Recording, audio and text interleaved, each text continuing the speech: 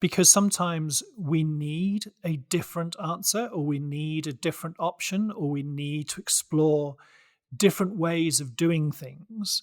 And if we don't think about a question that unlocks creativity, what we're in danger of is getting the same old, same old. The question is from Thinking Focus. Hi, I'm Rob from Thinking Focus. Hi, I'm Ricky from Thinking Focus. And today the question is, how can you create questions to unlock your creative mind? Oh, great question. I've been looking forward to this one. But before we start, I guess we should just let you know that this is a mini-series aimed at managers, leaders and coaches who are looking to help their people grow. So this series focuses on how questions are one of the most important assets at our disposal.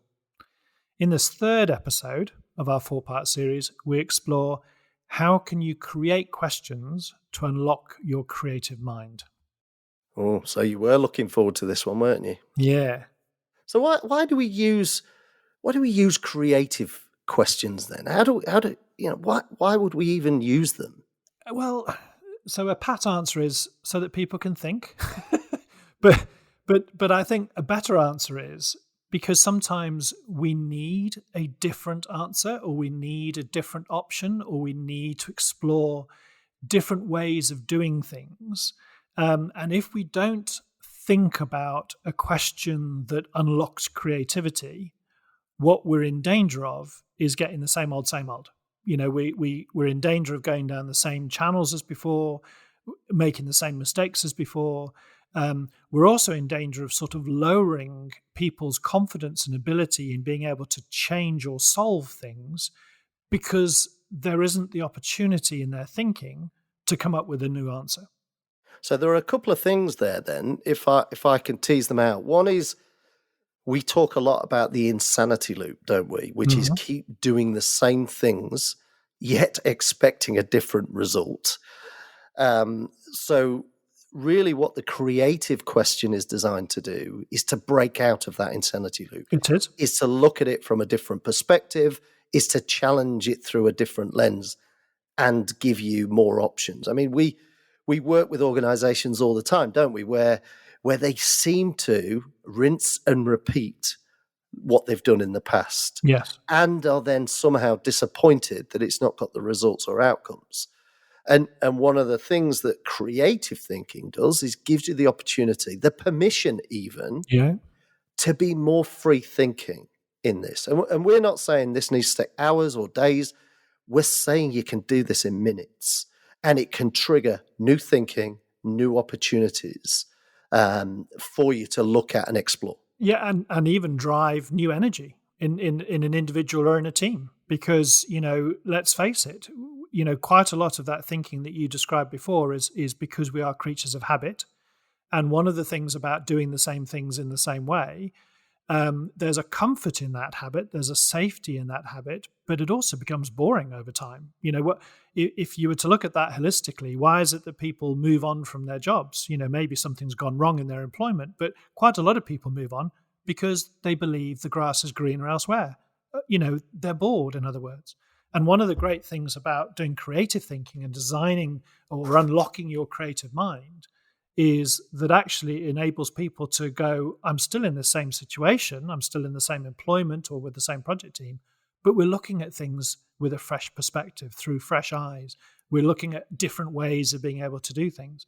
And if all of that just comes down to the fact that we're asking ourselves different questions, then that speaks to me to the power of creativity questions. Absolutely. I think there is a watch out here, though, isn't there? Because just because you've got a great creative question designed to, unlock your free thinker, actually, if you do that in groups, there is a danger of groupthink. There's a danger of authority bias where the boss kind of controls the frame. So it's really important, or we would encourage you to do the thinking, the creative thinking individually before you then socialize some of the ideas that you've generated together. Sure. So don't dive into it and do it as a team. Step one, design the question. Step two, and we'll come on to that in just a second. Step two, do some individual thinking. Allow the group, because playing to your engagement, the discussion earlier where you're talking about board and things. This is a way to energize your people. Yeah. Get them included, get their ideas on the table and surfaced. Yeah. And allow the team then to discuss and debate the merits of each of the ideas that are on the table. Which ones are worth doing a bit more thought and questioning about in terms of merit. And part of that is recognizing where you are in the process of your thoughts. We discussed in podcast 1 of this mini series that we're going to look at sort of 3 elements of questions for clarity, questions for creativity, and questions to actually do some more critical thinking. So if we're clear about what it is that we're using the question for, there is a time and a place for clarity. There is a time and a place for creativity. So if we're sort of designing a question around creativity, it's with the recognition or with the purpose being that that's exactly what we're looking for at the moment. So you do that individual thinking, it's to unlock thinking, it's to get more possibilities on the table.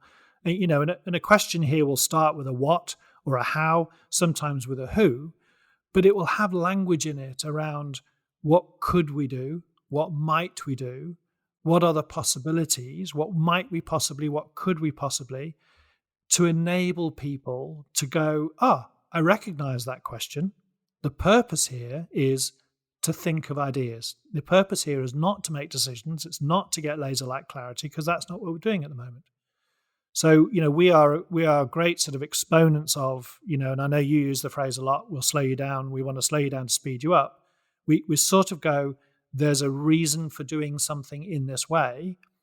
We'll get to making some choices later, but at the moment, it's about getting as many possibilities on the table as we can in a given time.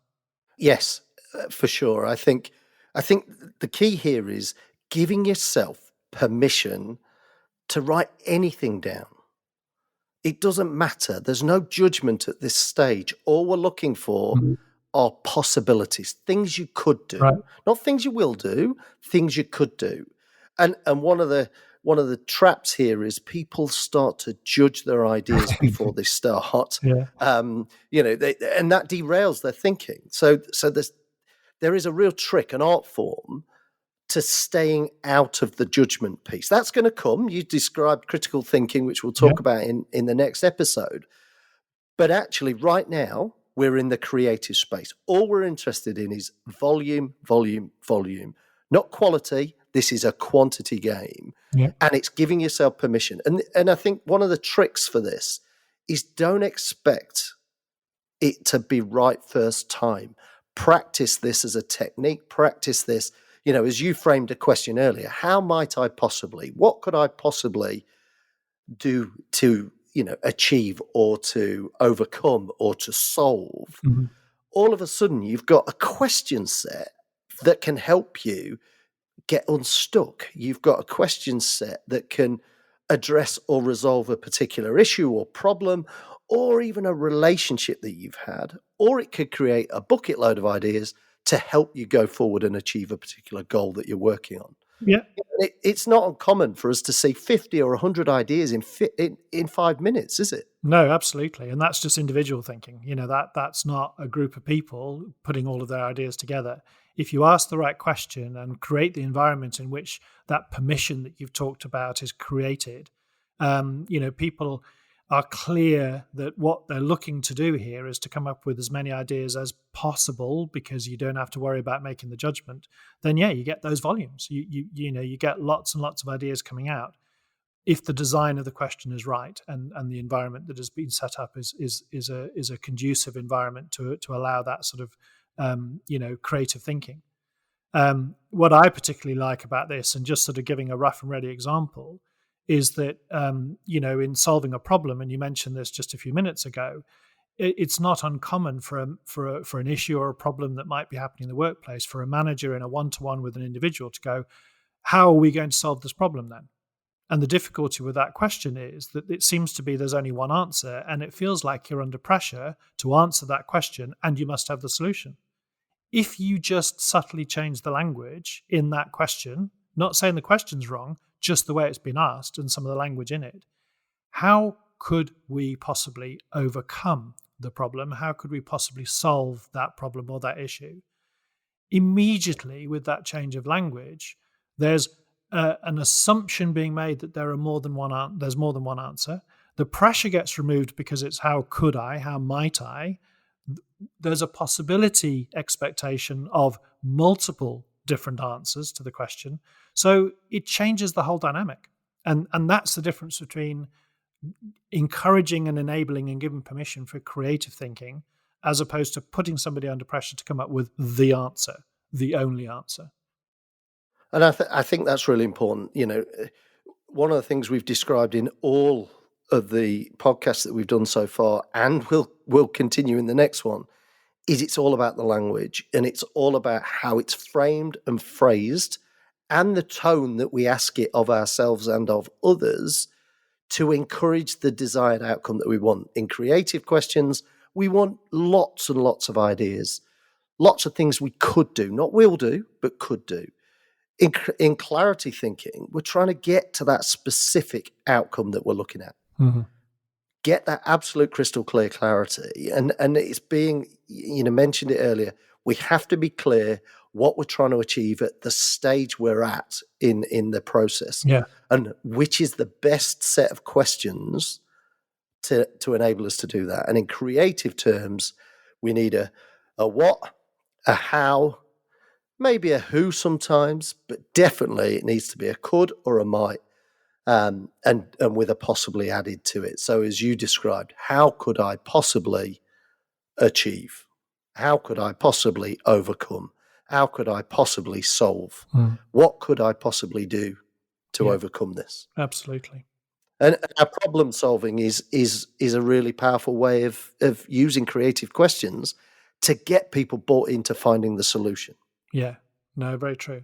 I think just before we leave this podcast, we would be, forgiven if we just did a quick advert, couldn't we? Because we've got a video on this on our YouTube channel. We have. We've got 2 videos that talk about 2 creative thinking techniques. One is effectively generating lots of ideas to a single question. And we've got another one that is about asking yourself lots of different questions at the same time. So we've got the 20 idea method and the O idea method.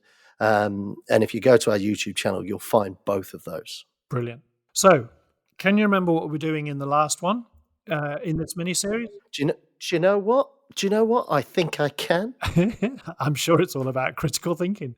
It is. It's all about how we can create questions for critical thinking. Next time on The Question Is. Projects, for example, it's easy to see that there are a number of moving parts, and therefore, if we achieve A, B, C, D, E, F, G, etc., then actually all of those added together will achieve the overarching goal that we've got, because rarely is a goal one single deliverable action task. To find out how Thinking Focus can unlock the potential within your organization, go to www.thinkingfocus.com, where you'll discover more about the work we do, helping our clients increase productivity and enable change.